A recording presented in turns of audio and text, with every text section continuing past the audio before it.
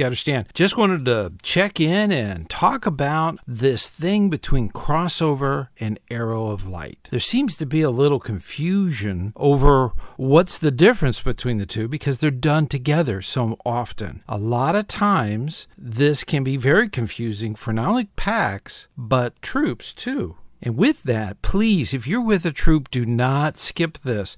This is a very important part, and a lot of troops heavily rely on crossover. And we're going to talk more about that later. Let's get into the specifics. What's the difference between a crossover and an arrow of light? Quite simply, a crossover can be represented by a bridge. This is where you go from a pack or a den and go from that over a bridge. That's why we call it crossover, and go into a troop or a patrol. And that's really that ceremony, and it's a critical ceremony. It's an important part of a scout's life, this transition from a Cub Scout pack to a Scouts BSA troop. There's a huge crossover. This is a huge step towards that. Now, one of the things that I've discovered is that the arrow of light ceremonies, for instance, I went online. I went to Google and I just typed in the words arrow of light ceremony. I got 14.4 million scripts. That's more than I could ever look at. And so I said, well, what about crossovers? So I typed that in and I got 10 million links to different ceremonies. So there's a lot out there. And this could be a series on its own. All of the different ceremonies that are out there. These can be combined. You can take the best bits of one ceremony and mix it with another, whether it be the actual presentation of the arrow of light and mixing that with the crossover bridge ceremony or a neckerchief thing where they lose their neckerchief, cross over a bridge and get something. I mean, you can come up with all kinds of ceremonies. But here's some things you need to keep in mind when you're going through all of these different ceremonies, and you probably have some of these ceremonies. Timing in a ceremony is critical. It's important not to fly through the ceremony quickly. It's very important that every single scout that's crossing over, getting their arrow of light, whatever they're doing, that they have their moment. Their parents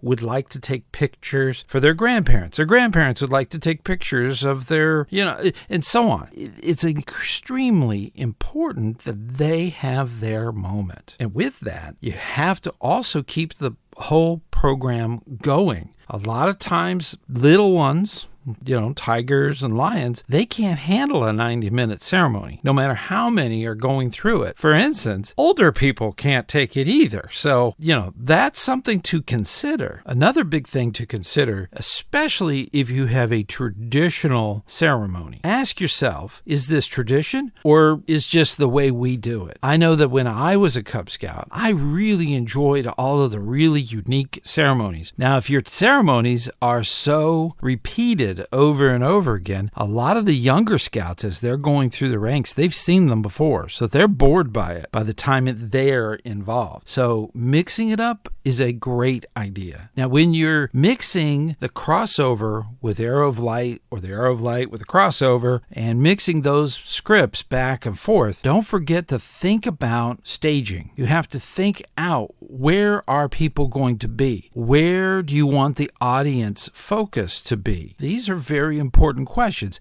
It can be very confusing if you sort of chop together 3 or 4 ceremonies and make it one, unless you're intending to hand out scripts to everyone in the audience with page numbers. They're going to lose their place, okay? They're going to not know what's going on. And you have to also think about your audience. Some of the people in the audience really don't know a lot about Cub Scouting or troops or any of that type of thing. So it's okay to start to explain things. That's totally fine. Now, remember to use your resources. A lot of troops have ceremonies that they can put together. They also have older young men and young ladies that are part of the Order of the Arrow, and they actually have their own crossover type of ceremony. Always remember that parents also cross over. Parents that are with the pack and involved and are going to move over to a troop, that's something that they can actually have a small piece of this recognition, that they know that they're going from the pack to a troop, and then in that troop, they could be either scout facing or they could be what we call backstage. Earlier, I mentioned that I've got a message for all of the troops. We did a survey on our website, and we discovered that over 60% of troops rely completely on crossover. This is incredibly dangerous. If the pack that is what we call a feeder pack that feeds that particular troop, if that pack was to disappear or not recharter, where would the troop be? Within a very short amount of time, that troop is going to have some severe membership problems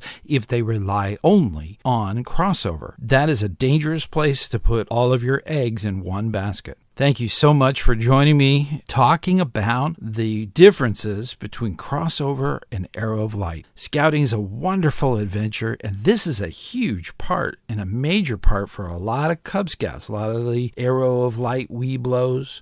This is a major thing for them. Please keep up that good work, and I know you will. So until next time, I will see you on the trail.